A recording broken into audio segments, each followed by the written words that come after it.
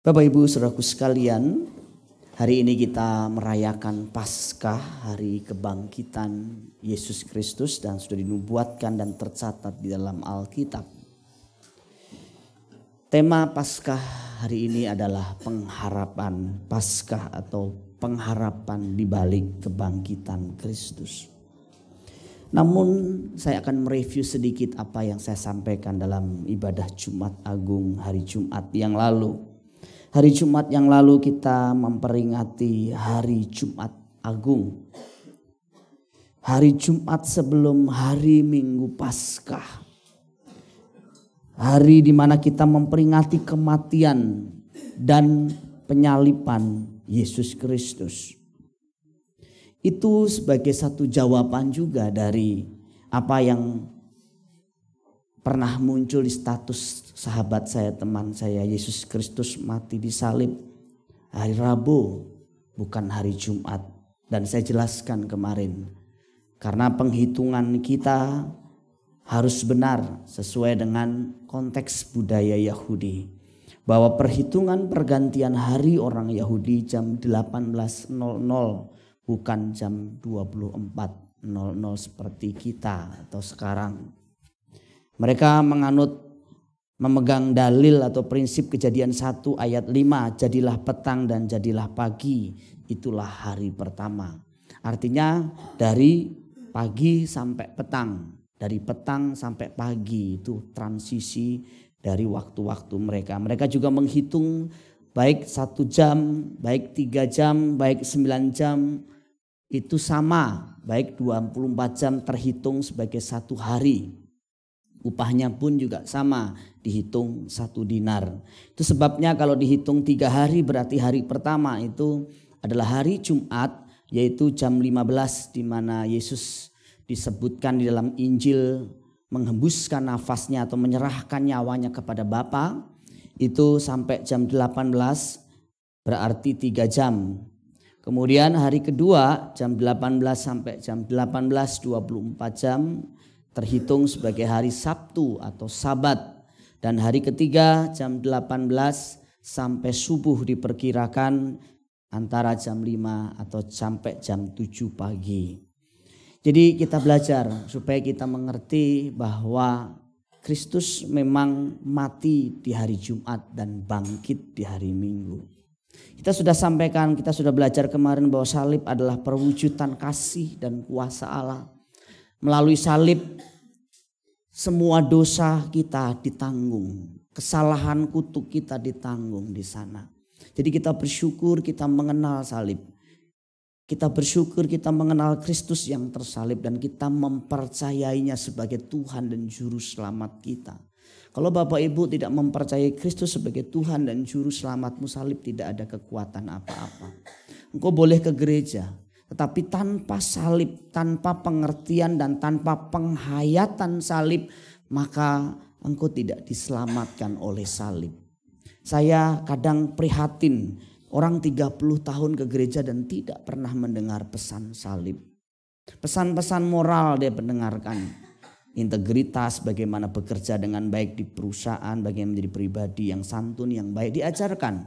Tetapi bagaimana Kristus mati tersalib dan bagaimana orang menyadari salib telah menggantikan posisinya, itu jauh lebih penting dari sekedar kita punya kualitas moral yang unggul. Walaupun setelah kita mengenal salib, kualitas moral kita pasti unggul. Tetapi dimulai dari pengertian kita akan salib. Bahwa menurut dunia pemberitaan salib adalah satu kebodohan. Tetapi menurut orang Kristen, orang yang diselamatkan adalah kekuatan Allah. Wujud dari kuasa Allah. Jadi bagi dunia salib adalah kebodohan, omong kosong. Wujud bahwa Allah orang Kristen itu tidak berdaya. Wujud Allah orang Kristen itu lemah. Tapi bagi kita justru itu kekuatan Allah yang dinyatakan. Dan ini perbedaan pandangan yang susah dijelaskan. Alkitab juga mengatakan karena begitu besar kasih Allah akan dunia ini. Sehingga ia telah mengaruniakan anaknya yang tunggal. Supaya setiap orang yang percaya kepadanya tidak binasa. Melainkan beroleh hidup yang kekal. Itu adalah perwujudan kasih Allah. Di sanalah di salib itu Allah menyatakan kasih-Nya. Kemudian saya juga membaca status teman saya yang berikutnya. Disebutkan dalam statusnya begini. Paskah adalah hari raya orang Yahudi, bukan Kristen. Dia mengutip Yohanes pasal 2 ayat 13 yang berbunyi kurang lebih secara harafiah. Memang persis seperti itu, bahwa hari raya Paskah orang Yahudi sudah dekat. Bapak Ibu harus mengerti bahwa ayat-ayat di dalam Alkitab tidak lepas dengan bagian-bagian yang lain. Kita tidak boleh memahami satu teks, satu ayat keluar dari konteks ayat tersebut. Betul, memang perayaan Paskah pada waktu Yesus masih belum disalib, masih perayaan Paskah orang Yahudi. Bahkan Yesus pun merayakan Paskah orang Yahudi dengan makna yang baru. Tetapi bukan berarti orang Kristen merayakan Paskah orang Yahudi. Sampai sekarang dan waktu yang bersamaan orang Yahudi merayakan Paskah juga. Tetapi maknanya berbeda. Jadi kita harus memahami ayat-ayat Alkitab, tidak boleh terpotong. Hati-hati kalau Bapak Ibu membaca satu ayat kemudian dipotong dan dipahami secara harafiah. Contoh, saya kasih contoh lagi, misalnya Lukas pasal 2 ayat 21. Dan ketika genap 8 hari dan ia harus disunatkan, ini Yesus Kristus. Ia diberi nama Yesus, yaitu nama yang disebut oleh malaikat sebelum ia dikandung ibunya. Nah itu Alkitab mengatakan Yesus disunat umur 8 hari. Orang Kristen tuh harus seperti Yesus, harus disunat juga. Jadi siapa di sini yang belum sunat, bapak-bapak nggak seperti Yesus. Harus seperti Yesus, harus sunat semua. Sunatnya mesti umur 8 hari. Nah, itu artinya kalau kita mengambil satu ayat, satu teks kemudian kita keluarkan dari konteksnya, penafsirannya salah, salah artinya. Baca Alkitab harus, baca Alkitab itu boleh. Tetapi langsung mengartikan menurut konsep kita sendiri tidak boleh. Nah nanti kita akan ketemu dengan ayat-ayat yang lain yang kalau kita pahami sepotong keluar di konteks perjanjian lama artinya berbeda. Seperti persembahan-persembahan, kemudian soal Mesias, soal hari ibadah kita. Pak, kan Alkitab mengatakan kita harus ibadah hari Sabat, Pak. Sabat tuh Sabtu. Kenapa kita ibadah hari Minggu, Pak? Kita melanggar firman Tuhan loh, Pak. Yang betul tuh Sabat tuh Sabtu, Pak. Jadi bukan Minggu, Pak. Nah nanti setelah saya jelaskan Bapak Ibu juga akan mengerti mengapa kita pindah Sabat dari hari Sabtu ke hari Minggu. Ini berkaitan juga mengenai yang kita rayakan.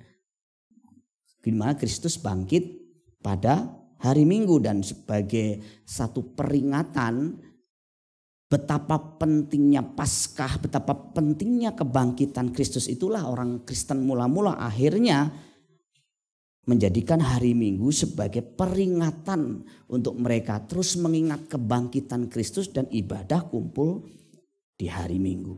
Ini beberapa contoh, sudah bisa lihat nanti kasus-kasus lain di dalam Alkitab. Itu sebabnya firman Tuhan jelas melarang kita menafsir Alkitab yang disebut dengan ilmu hermeneutik yang melanggar prinsip-prinsip tafsiran yang sehat.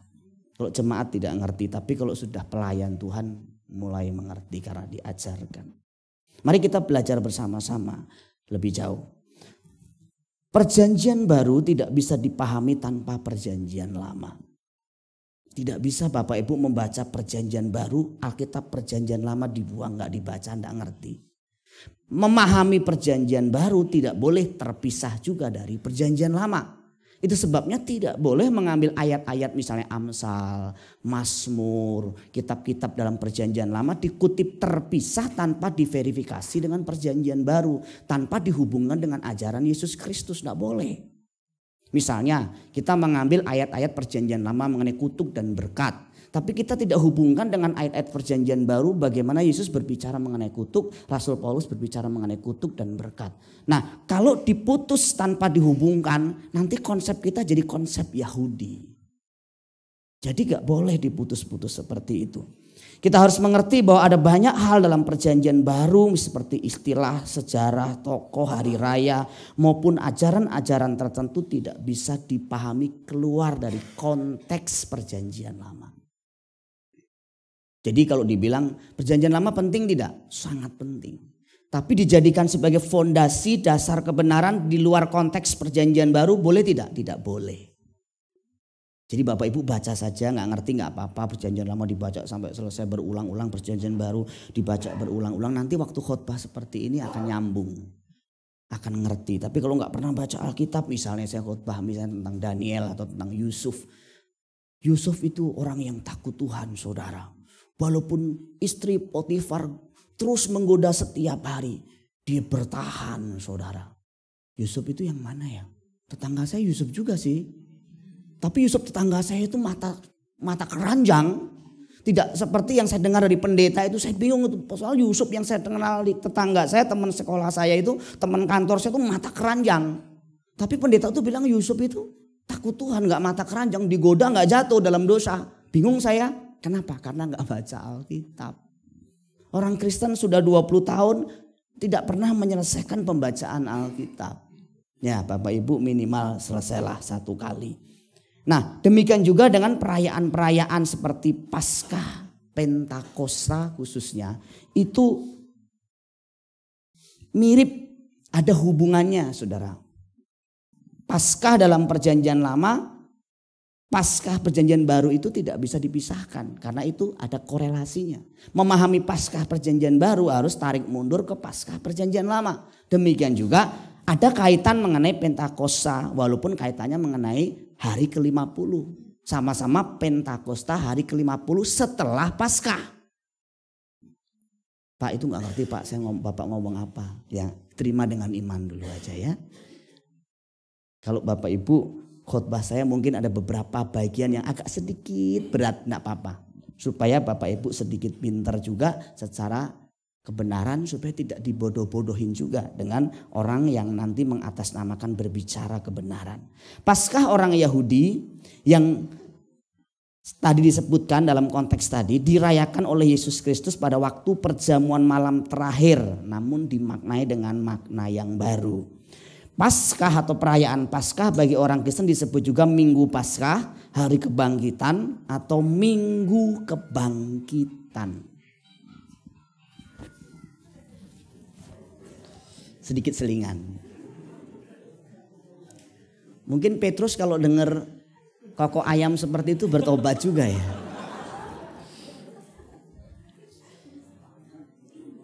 Paus Leo Agung menyebutkan bahwa Paskah adalah puncak dari seluruh perayaan. Bahkan Natal ada itu untuk persiapan Paskah. Itu artinya Paskah itu sangat penting sekali. Tetapi kenyataannya kita harus juga mengakui persiapan pelayanan, acara-acara Paskah di gereja tidak terlalu meriah dibanding Natal. Mal-mal kalau Natal, waduh hiasannya begitu spektakuler. Gereja persiapannya juga spektakuler. Ibadahnya juga spektakuler. Drama-drama dan sebagainya. Tetapi Paskah dirayakan dengan biasa-biasa saja. Tapi tidak masalah juga, yang penting kita memaknainya luar biasa. Saking pentingnya perayaan Paskah atau kebangkitan Yesus tersebut, jemaat mula-mula merayakannya dengan cara khusus, yaitu dengan memindahkan hari ibadah mereka dari Sabat ke hari Minggu. Kita bisa lihat Kisah Rasul pasal 20 ayat 7 misalnya. Pada hari pertama dalam minggu itu ketika kami berkumpul untuk memecah-mecahkan roti, Paulus berbicara dengan titik. Artinya mereka sudah mulai berkumpul selang tidak terlalu lama sejak peristiwa kebangkitan Kristus. Sudah dipindahkan, tadinya mereka ibadah masih hari Sabtu. Tapi lama-lama mereka mengerti mereka harus merayakan kebangkitan Kristus di hari Minggu. Dan itu dijadikan sebagai hari mereka berkumpul. Nah kalau kita pernah mendengar misalnya kata-kata, oh itu sebenarnya kita hari Minggu itu menyembah Dewa Matahari, tahu Sunday. Sun itu matahari, day itu hari. Berarti kita memberikan satu hari khusus buat matahari, buat nyembah matahari. Itu ada kok sejarahnya. Ya terserah, itu kan apa yang dipahami oleh orang yang tidak mengenal kebenaran. Tetapi sebenarnya tidak. Kita memindahkan hari Sabtu ke hari Minggu karena perayaan Paskah. Tanggal perayaan Paskah biasanya juga berubah-ubah, tidak seperti Natal. Natal kan setiap tanggal 25 secara internasional Natal semua. Walaupun SBC Natal jauh sebelum tanggal 25. Ada yang pernah komplain sama saya Bapak Ibu. Pak Gembala, kita tuh kok gak pernah sih Natal pas tanggal persis 25 gitu loh. Apakah kita gak melanggar firman Tuhan? Nah Bapak Ibu juga mengerti tanggal 25 itu bukan tanggal yang ditetapkan oleh Alkitab juga. Tetapi ditetapkan secara bersama-sama dalam sebuah sidang konsili. Jadi tidak masalah. Yang penting itu suatu kesepakatan memang kita pakai 25 untuk perayaan bersama. Mau merayakannya tanggal awal, tanggal akhir, bahkan ada sampai bulan Januari masih merayakan Natal. Tidak masalah. Yang terpenting adalah kita mengingat kelahiran Kristus ke dunia dan cinta kasihnya kepada manusia. Sedikit kita lihat apa bedanya Paskah Perjanjian Lama atau Paskah orang Yahudi dan Paskah Perjanjian Baru. Paskah sendiri diterjemahkan dari bahasa Inggris Passover yang artinya melewatkan, dari kata Ibraninya Pesah dengan dari kata Yunaninya Pascha atau Pasca. Perayaan ini disebut atau bersamaan dengan perayaan hari raya roti tidak beragi. Nah selama kurang lebih 1 minggu orang-orang Yahudi mereka merayakan namanya hari raya Paskah, hari raya keluarnya bangsa Israel dari perbudakan di Mesir. Dan satu momen di mana mereka dilewatkan dari tulah ke-10. Ketika waktu itu mereka menyembelih domba Paskah dan kemudian diambang setiap pintu di atas dan di samping diberikan seperti darah, kemudian ditaruh di sana darah dari domba Paskah tersebut dan orang-orang anak-anak sulung Israel dilewatkan dan itulah asal mula perayaan Paskah bangsa Israel. Nah mereka selama 1 minggu makan roti tidak beragi dan sayur pahit. Sebenarnya ada makna juga roti tidak beragi. Roti tidak beragi artinya roti yang tidak ada pengembangnya, menggambarkan kesucian, kemurnian, ketulusan. Sementara sayur pahit itu menghubungkan dengan keadaan pahit mereka berpuluh-puluh tahun, beratus-ratus tahun dalam perbudakan di Mesir.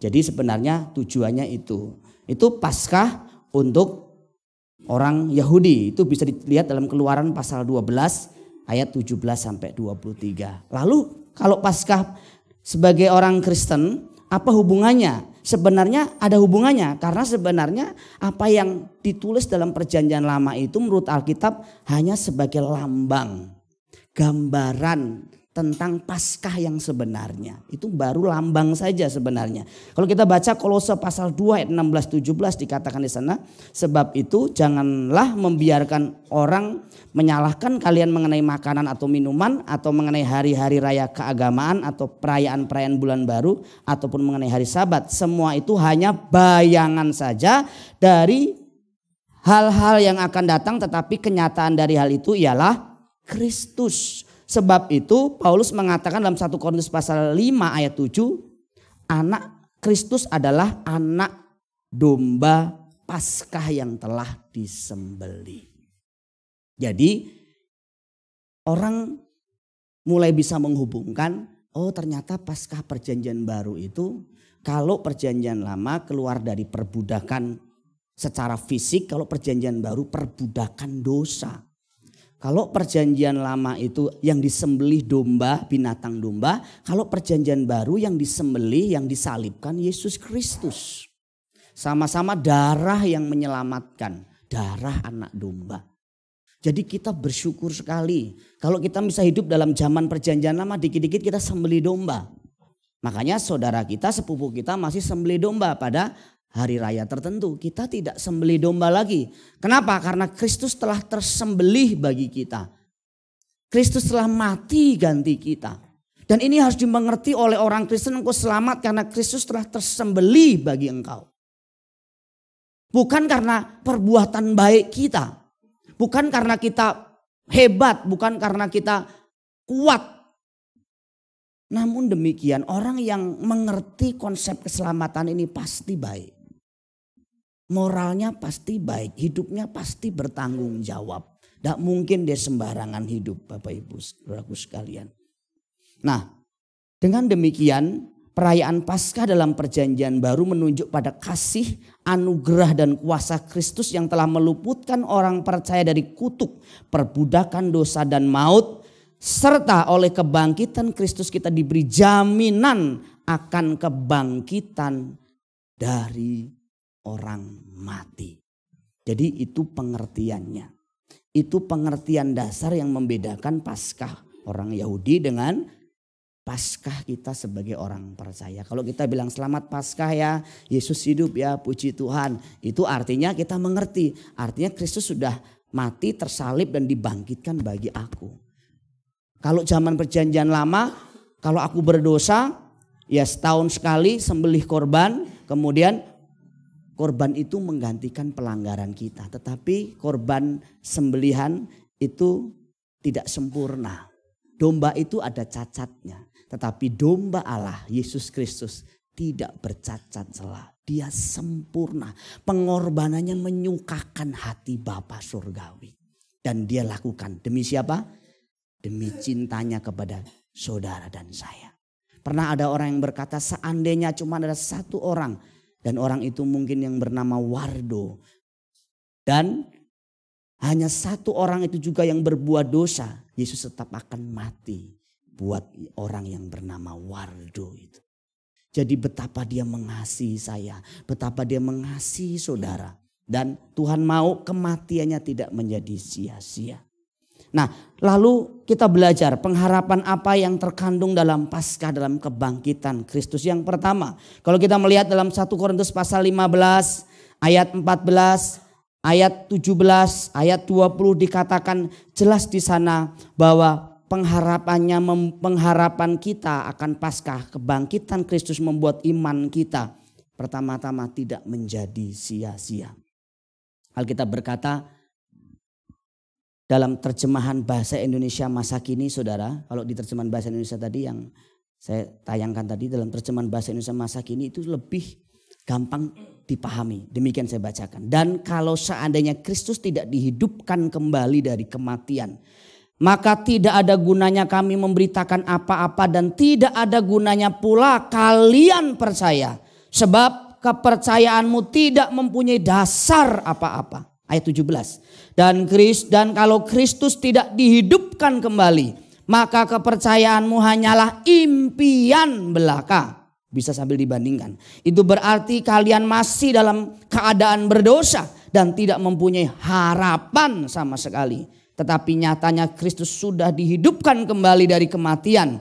Inilah jaminan bahwa orang-orang yang sudah mati akan dihidupkan kembali. Bayangin Bapak Ibu ibadah seminggu sekali. Pelayanan, kasih persembahan. Ada yang sampai 30 tahun ikut Yesus. Ada yang sampai 50 tahun ikut Yesus. Tetapi Yesus yang dipercayainya mati dan tidak bangkit. Bagaimana dia mau membangkitkan kita? Orang dianya mati. Tapi puji Tuhan Alkitab mencatat Yesus itu mati dan dibangkitkan. Dia bahkan dikatakan menjadi yang sulung. Apa artinya yang sulung? Yang duluan, kakak senior kita. Jadi contoh, dia duluan mati ganti kita. Kita nyusul. Yesus itu bukan bapak kita. Yesus itu senior kita. Kakak yang sulung kita. Makanya lagu Yesus, Yesus, engkaulah Bapakku, itu saya robah kalimatnya. Yesus itu bukan bapak kita. Yesus itu raja kita. Yesus itu penyelamat kita, tapi bukan bapa kita. Nah, orang Kristen juga harus ngerti sedikit tentang Tritunggal. Yesus itu yang sulung, yang duluan sudah di sana. Sudah menyiapkan tempat buat kita. Nah, saudara bayangin saja, saudara kerja capek-capek, melayani capek-capek. iman saudara ternyata kepada orang yang mati. Dan puji Tuhan, tetapi kita beriman bukan kepada orang yang mati, kepada orang yang hidup. Dan menjamin siapa yang percaya kepadanya juga akan dihidupkan kembali. Jadi iman kita jadi lebih bergairah, tidak sia-sia. Karena yang kita imani, yang kita percayai ya dan amin. Saudara, kalau kita membaca Alkitab sambil kita melihat misalnya secara detail, kita menemukan ada satu hal yang menarik di sana, bahwa orang-orang yang mati di dalam Tuhan yang dibangkitkan. Ini menjadi catatan penting, misalnya dalam 1 Tesalonika pasal 4 ayat 13-15. Yang dibangkitkan itu adalah orang-orang yang mati di dalam Tuhan. Perhatikan baik-baik, catat baik-baik. Karena orang pikir gini, aku udah Kristen tapi belum tentu di dalam Tuhan. Engkau boleh Kristen tapi belum tentu engkau di dalam Tuhan. Engkau di dalam gereja ya, tapi belum tentu engkau di dalam Tuhan. Karena orang banyak ke gereja tapi tidak mengenal Tuhan. Orang melayani Tuhan tapi tidak betul-betul bertemu dengan Tuhan. Pastikan engkau mengenal Tuhan yang kau layani, yang kepadanya engkau beribadah. Saya bacakan dalam teks bahasa Indonesia sehari-hari 1 Tesalonika pasal 4, 13, 14. Saudara-saudara, kami ingin supaya kalian mengetahui yang sebenarnya mengenai orang-orang yang sudah meninggal. Supaya kalian tidak bersedih hati seperti orang-orang lain yang tidak mempunyai pengharapan. Kita percaya bahwa Yesus sudah mati dan hidup kembali. Itu sebabnya kita percaya juga bahwa Allah akan menghidupkan kembali semua orang yang percaya kepada Yesus dan telah meninggal supaya mereka hidup kembali. Namun dalam terjemahan bahasa Indonesia di dalam Tuhan. Ini paralel dengan Wahyu pasal 14 ayat 13. Berbahagialah orang yang mati, yang matinya dalam Tuhan. Saya coba cari beberapa terjemahan yang mendekati. Terjemahan firman Allah yang hidup itu menggunakan kata para sahidnya. Oh itu keren loh saudara. Para sahidnya itu yang matinya berbahagia. Kalau saudara matinya tidak di dalam Tuhan, apalagi di dalam daging, di dalam dosa. Bukan mati, bukan hidup untuk Kristus, saudara nggak bisa dapat keuntungan di dalam Kristus. Firman Tuhan berkata hidup bagiku adalah Kristus, mati adalah keuntungan. Kalau kita hidup selama di dunia ini kita abdikan bagi Kristus, mati kita baru untung. Jadi jangan pernah punya hayalan-hayalan bahwa kalau engkau mati sudah pasti masuk surga. Kalau hidupmu tidak diabdikan untuk Kristus, hidupmu tidak di dalam Tuhan, engkau bukan sahidnya Tuhan, bukan salehnya Tuhan, bukan orang-orang selama hidupmu mencintai Tuhan, takutlah akan mati. Saya ulang lagi, jangan menjadi orang yang terlalu percaya diri untuk mati hanya gara-gara mulut saudara, mulut kita ini sudah percaya kepada Kristus. Takutlah untuk engkau mati kalau hidupmu di dunia ini, hidup kita di dunia ini belum untuk Kristus. Mintalah kesempatan kepada Tuhan untuk hidup sungguh-sungguh. Semuanya percaya Yesus Kristus Tuhan dan setelah mati akan masuk surga. Amin. Semuanya siap mati? Hah? Siap mati? Siap? Yang benar. Nanti kalau sudah siap, malaikat nanti catat loh. Ini siap nih kayak ini. Tolong malaikat, tolong dijemput. Sudah siap nih. Kalau memang belum siap, kita nggak apa-apa. Kita bilang Tuhan aku belum siap. Aku masih perlu persiapan lagi. Selama hidupku di dunia ini imanku, pengabdianku, pelayananku, waktuku, semua yang kulakukan bukan untuk Tuhan. Masih untuk diriku. Masih untuk kepentinganku. Jadi aku belum siap mati Tuhan. Nggak apa-apa kok.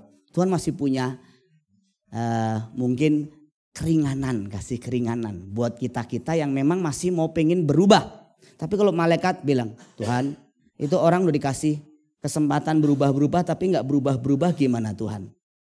Kasih kesempatan tahun ini. Tahun depan nggak berubah juga tebang.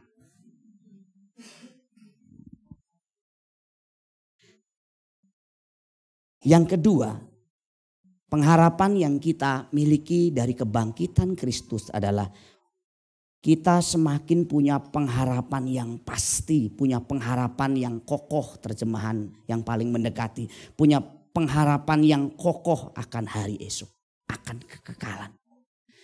Mati masuk mana bang? Insya Allah masuk neraka. Moga-moga masuk neraka. Tapi kalau orang Kristen itu pasti masuk surga pak. Iya sih, tapi jangan cuman perasaan. Kehidupanmu harus memastikan, kehidupan kita harus memastikan kalau memang kita pantas bersama-sama dengan Bapa, bersama-sama dengan Tuhan Yesus Kristus nanti. Ada satu lagu yang dulu sering saya nyanyikan waktu saya WL. Saudara tidak salah, mata saudara tadi nggak salah, itu tadi adik saya. Bukan saya dari awal sampai akhir terus ganti baju, bukan saudara. Saya ini punya kesengajaan bajunya nggak sama tadi. Kalau sama nanti saudara kok nggak turun-turun ya gembala kita dari awal sampai akhir. Karena jemaat masih belum bisa membedakan antara saya sama adik saya yang nomor 3. Andrea Sadi namanya ini. Kepala Sekolah Tunas Bangsa saudara. Terus yang tadi main keyboard itu Jonathan Suparno. Nah, makanya nepotisme dikit ya. Nanti yang nyanyi ke depan Eyang. Anak saya foto-foto, Theo. Anak Allah, Yesus namanya, menyembuhkan, menyucikan, bahkan mati, tebus dosaku, kubur kosong, membuktikan dia hidup. Refnya, sebab dia hidup. Ada hari esok, sebab dia hidup. Ku tak gentar, karena ku tahu dia pegang hari esok. Hidup jadi berarti sebab dia hidup. Hari esok kita itu yang dimaksudkan di sini saya yakin bukan hari esok semata-mata di dunia ini Bapak Ibu. Saya yakin yang dimaksudkan hari esok ini 1 Petrus pasal 1 ayat 3 sampai 4. Terpujilah Allah dan Bapa Tuhan kita Yesus Kristus yang karena rahmatnya yang besar telah melahirkan kita kembali oleh kebangkitan Yesus Kristus dari antara orang mati kepada satu hidup yang penuh pengharapan untuk menerima satu bagian yang tidak dapat binasa, yang tidak dapat cemar, yang tidak dapat layu, yang tersimpan di surga. Jadi pengharapan tentang hari esok ini adalah pengharapan kekekalan. Pengharapan tentang satu tempat nanti, satu keadaan yang tidak layu, yang tidak cemar. Dunia ini layu. Uang kita, hidup kita, rumah kita bisa hilang kapanpun. Kesehatan kita juga bisa menjadi layu. Tubuh kita bisa menjadi lemah. Makanya gak ada yang perlu dibanggakan Bapak Ibu. Syukuri kalau Bapak Ibu punya tubuh sehat, gunakan melayani Tuhan. Gunakan menolong orang, bekerja dengan baik, menolong keluarga, memfasilitasi keluarga. Punya otak yang cemerlang, pinter, pakai untuk jadi berkat. Jangan sia-siakan, jangan buat dosa, jangan untuk buat dosa. Pakailah untuk memberkati sesamamu. Karena itu fana, itu sebentar saja. Bukan tidak boleh punya rumah bagus. Saya juga mau punya rumah. Saya juga mau punya mobil. Tetapi tidak harus. Yang harus itu adalah hidupmu berguna. Hidup kita berguna bagi kerajaan Allah. Kalau engkau punya rumah yang besar pun pergunakanlah rumahmu itu untuk Tuhan. Untuk melayani dia. Pakailah buat komsel. Pakailah untuk engkau bersama dengan keluargamu. Bercengkrama, memadu kasih di sana. Jangan rumah jadi tempat perang. Lempar-lemparan barang. Bawa pelacur. Bawa selingkuhan. Tempatmu, rumahmu yang Tuhan percayakan itu biar menjadi rumah yang dimana engkau adem, nyaman di sana. Jangan tempat dimana engkau memukuli istrimu, engkau memaki suamimu. Jadikan kalau engkau punya rumah besar, rumahmu juga menjadi rumah di mana engkau bisa abdikan kepada Tuhan. Mobil, pakailah untuk melayani Tuhan. Bantulah menjemput anak-anak sekolah minggu. Orang-orang yang senior yang mungkin perlu dijemput, perlu ditolong. Kau punya uang banyak, pakailah untuk menopang pekerjaan Tuhan. Nolong orang miskin, buka sekolah-sekolah yang murah. Tolong lewat hartamu itu engkau bisa menyimpan harta di surga. Lewat kau punya kesehatan, punya fisik yang kuat. Layani Tuhan, jangan udah mulai sakit, tua, sudah gak bisa jalan baru Tuhan, kuserahkan hidupku bagimu. Sudah gak punya uang, sudah tak punya apa-apa baru berkata Tuhan, aku berikan yang terbaik bagimu. Waktu kau punya uang, kau foya-foya, kau pakai untuk daging, untuk kesehatan, untuk kepentinganmu sendiri. Waktu engkau gak punya uang baru engkau berkata aku mau berikan segalanya bagi Tuhan. Waktu usahamu sukses engkau lupa sama Tuhan. Waktu usahamu bangkrut baru engkau berkata usaha Tuhan. Tuhan ambil silakan. Ya sudah mulai bangkrut. Waktu sukses engkau berkata begitu tidak? Usahaku adalah usaha Tuhan, milik Tuhan. Pakailah untuk kemuliaan-Mu Tuhan. Janganlah kita ini mencundangi Tuhan. Jangan dong, Tuhan juga ngerti kok. Jadi pakailah, tetapi pengharapan kita bukan di sini, tapi di sana. Saya sempat berpikir, kadang-kadang saya kalau tidur masih membayangkan nanti rumahku di sana bagaimana ya. Nanti kalau aku sudah menutup mata, karena teman-temanku sudah banyak menutup mata juga. Usianya masih muda, segar-segar, kelihatannya segar, tutup mata juga. Karena kita tidak pernah tahu. Saya sempat membayangkan rumahku di sana bagaimana. Tempatku di sana bagaimana. Alamnya bagaimana. Terus nanti yang sama saya siapa ya? Di SBC ini siapa ya yang satu kompleks sama saya ya? Oh mungkin Diki nanti satu kompleks dengan saya. Puji Tuhan. Mungkin nanti Andrea Sadi adik saya sendiri dan keluarga saya kumpul lagi. Halo kita makan bareng lagi. Kemarin pemilu kita makan bareng. Eyang potong ayam kampung. Kemudian kita kumpul bareng kayak lebaran. Wah kita makan bareng. Kita fellowship. Itu sebabnya di SBC ini saya mau coba bikin miniatur surga di dunia ini. Ibadah selesai makan bareng, ngopi bareng. Sempat saya bertanya di surga ada kopi enggak ya? Kayaknya ada. Di langit baru, di bumi baru ada. Tapi surga sementara setelah kita mati belum ada. Tapi nanti setelah surga kekal, langit baru, bumi baru ada di sana. Jadi di sana itu tubuh yang kita pakai adalah tubuh kemuliaan, tubuh kebangkitan yang gak rusak. Wah luar biasa. Kita nikmati makanan juga benar-benar menikmati makanan. Di sini kita nikmati makanan kalau sudah mulai tua, mau makan steak, udah gak bisa. Mau makan jeroan apalagi. Mau makan seafood kepiting, kepiting asap. Ya sudah cucu aja. Nikmatnya dunia ini cemar. Nikmatnya dunia ini layu. Sebentar Bapak Ibu. Gagahnya kita jadi direktur, gagahnya kita jadi pengusaha kaya. Segitu aja. Paling sebentar. Nikmatnya hubungan suami istri, hubungan seks. Begitu aja. Apa? Saya mau tanya sama saudara. Apa sih nikmat dunia ini apa sih? Cuman segini saja. Makanan kalau sudah kenyang. Ya, cuma sampai di sini doang. Habis itu juga sudah lewat begitu aja. Uang banyak. Sebanyak apa sih yang kita bisa nikmati satu hari? Saya mau tanya Bapak Ibu, sebanyak apa yang kita bisa nikmati? Kalau dikasih uang 1 miliar untuk habisin satu hari makan enak, bisa tidak? Makan apa kira-kira? 1 miliar satu hari. Makan cendol, tenggelam.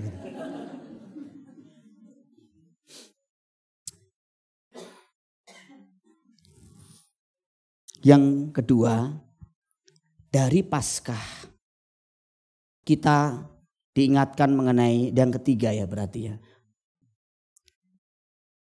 Kita punya kesungguh-sungguhan untuk bekerja melayani Tuhan. Kalau kita udah ngerti bahwa tubuh kita ini akan dibangkitkan. Dalam 1 Korintus pasal 15 ayat 10. Kita akan bekerja lebih keras. Paulus mengatakan tetapi karena kasih karunia Allah aku adalah sebagaimana aku ada sekarang. Dan kasih karunia yang dianugerahkannya kepadaku tidak sia-sia. Sebaliknya aku telah bekerja lebih keras daripada mereka semuanya. Tetapi bukannya aku, melainkan kasih karunia Allah yang menyertai aku. Orang Kristen yang mengerti kuasa kebangkitan Kristus. Ngerti bahwa ada kekekalan di sana. Kita kerja lebih keras. Pelayanan lebih keras. Kita hidup sungguh-sungguh. Kerja lebih keras ini bukan untuk ngumpulin uang ya Bapak Ibu. Untuk berdampak kekekalan. Itu yang ditulis juga di ayat 58. Paulus mengatakan, karena itu saudara-saudaraku yang kekasih, berdirilah teguh, jangan goyah, giatlah selalu dalam pekerjaan Tuhan, sebab kamu tahu bahwa dalam persekutuanmu dengan Tuhan jerih payahmu tidak sia-sia. Ini konteksnya kebangkitan. Kalau kita ngerti kuasa kebangkitan, kita ngerti bahwa kehidupan di dunia ini sementara, waduh Bapak Ibu, kita makin serius melayani Tuhan, makin gak ada batasnya lagi. Saya juga bingung Bapak Ibu, bagaimana saya harus memotivasi jemaat untuk melayani Tuhan seolah-olah saya punya kepentingan dalam pelayanan.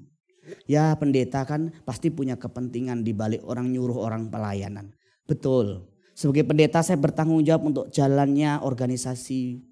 Tetapi kalau saya mendorong Bapak Ibu melayani Tuhan, memberi untuk pekerjaan Tuhan, menolong sesama, hidup suci, hidup bersih, bukan untuk kepentingan saya. Bapak Ibu yang akan dipermuliakan. Engkau yang akan menerima upahnya. Kalau saya menyuruh anak saya Theo belajar. Daryl belajar yang rajin sayang. Jangan cuman main. Belajar. Kadang-kadang saya agak marah. Satu kali saya pernah. Theo kan sering pakai dulu hands free itu ya. Earphone itu. Pernah saya potong. Itu waktu masih umur berapa tuh saya potong. Kenapa? Karena sudah mulai keterikatan. Kadang-kadang beberapa kali kalau kadang-kadang pernah tidur pakai HP gitu. Saya bilang sekali lagi kamu begitu, papi nggak kasih kamu fasilitas. Papi ambil semua fasilitas kamu. Bukan karena soal HP-nya, tapi kesehatannya. Jadi kalau orang tua sedikit kadang-kadang cerewet sama anak, nyuruh anak belajar, nyuruh anak kerja, persiapan kerja, itu bukan demi orang tuanya. Suatu hari orang tuanya akan meninggalkan anak-anaknya. Anak-anaknya harus survive. Harus bisa berjuang sendiri. Hanya cinta yang melandasi saya melakukannya. Demikian juga kepada anak-anak rohani, kepada jemaat. Kalau saya bilang mari jemaat kita melayani Tuhan. Mari kita giat persekutuan. Kita giat belajar firman. Bukan untuk kepentingan saya. Bahkan kalaupun saya mengajarkan mari kita memberi untuk pekerjaan Tuhan. Mari kita menopang pekerjaan Tuhan. Bukan untuk saya. Saya juga tidak menyiapkan pekerjaan Tuhan ini untuk anak saya. Untuk istri saya. Enggak Bapak Ibu. Tidak ada dalam pikiran saya. Anak rohani saya ya. Kenapa? Karena ini pekerjaan Tuhan. Kalau kita ini tidak mencintai pekerjaannya. Kita tidak mencintai jiwa-jiwa, lalu siapa yang mencintai pekerjaannya? Kita tidak mungkin menyewa, meng-hire orang-orang yang tidak kenal Tuhan, tidak mengerti hati Tuhan, melayani pekerjaan Tuhan. Saudaralah yang melayani pekerjaan Tuhan. Saya tidak mau ngemis-ngemis kepada orang kaya di luar sana bawa proposal. Tolong dong bantu gereja saya dong. Gereja saya miskin, pendetanya miskin, kasihanlah, tolonglah. Saya tidak mau Bapak Ibu. Saya juga tidak mau mengemis-ngemis di mimbar ini meminta kepada saudara. Ayo dukung pekerjaan Tuhan. Ayo ini, ayo. Enggak, saya sebisa mungkin tidak berbicara. Supaya Bapak Ibu cuma satu konsentrasinya. Hidup benar, mencintai Tuhan, mengasihi Tuhan. Ada yang bilang sama saya, Pak, saya kenal satu pendeta. Jemaatnya per bulannya ditagih Pak dari rumah ke rumah. Ada memang begitu Bapak. Jangankan ditagih, saya mengkhotbahkan secara khusus pun saya tidak pernah. Artinya Bapak Ibu, cuma satu kerinduan saya. Kerinduan saya, ayo kita semua giat melayani Tuhan. Giat melakukan sesuatu untuk Tuhan, untuk jiwa-jiwa. Demi kekekalan. Motivasi kita cuma kekekalan. Karena kita akan dibangkitkan dengan tubuh yang baru. Dan nanti kualitas kebangkitan kita ditentukan dari kualitas hidup kita di dunia ini. Kalau selama hidup kita di dunia ini kita egois, hidup buat dosa kita, buat kepentingan daging kita. Jangan berharap kita dipermuliakan di sana. Saya mengutip beberapa statement. Pertama Rick Warren yang sering berkata, bahwa hidup ini cuman persiapan kekekalan. Makanya ketika Rick Warren penjualan buku-bukunya, buku Purpose Driven Life-nya itu benar-benar booming. Dia bilang dia tidak menaikkan taraf hidupnya. Dia tidak membeli baju-baju baru, dia gak membeli barang-barang baru. Tapi dia lebih banyak memberi untuk pekerjaan Tuhan. Istrinya kena kanker Bapak Ibu, anaknya meninggal dunia. Ujian-ujian yang berat bersamaan dengan berkat yang besar pada waktu bersamaan. Pada waktu bersamaan anaknya meninggal, istrinya sakit kanker. Tapi pada waktu itu juga berkat mengalir begitu besar. Dan dia hitung di total berapa belas tahun dia melayani di gereja dengan digaji. Dan dia bilang dia ganti semua yang pernah digaji dari gereja itu. Dan dia bilang ini, betapa bebasnya aku melayani tanpa digaji. Yang kedua Billy Graham. Saudara tahu Billy Graham itu menjadi penasehat presiden-presiden Amerika Serikat. Dia mengatakan bahwa surga adalah rumahku di dunia ini, aku cuman jalan-jalan. Jangan kita balik. Kita seolah-olah di dunia ini adalah rumah kita. Nanti kalau kita mati kita jalan-jalan ke surga. Nggak bisa begitu Bapak Ibu. Di surga ini cuma, di dunia ini cuma sementara. Dibanding kekekalan itu cuma satu titik. Jadi betapa kita harus betul-betul menyiapkan satu titik itu. Untuk satu kehidupan yang panjang. Yuk kita nanti ngopi lagi di sana. Kita makan lagi di sana. Tapi selama di dunia ini kita praktek dulu. Ngopi tanpa kebencian. Ngopi tanpa sakit hati. Amin. Gak mungkin kita bisa di sono diterima kalau kita masih ada kebencian, sakit hati. Gak mau mengampuni, marah-marah, gontok-gontokan. Gak diterima di surga. Tidak ada surga itu nanti kalau nerima saudara yang masih suka sakit hati, gontok-gontokan. Surganya jadi ribut gara-gara saudara. Jadi sebaiknya kita persiapkan diri kita. Itulah kira-kira pengharapan yang kita miliki dari kebangkitan Kristus. Tuhan Yesus memberkati kita sekalian. Amin.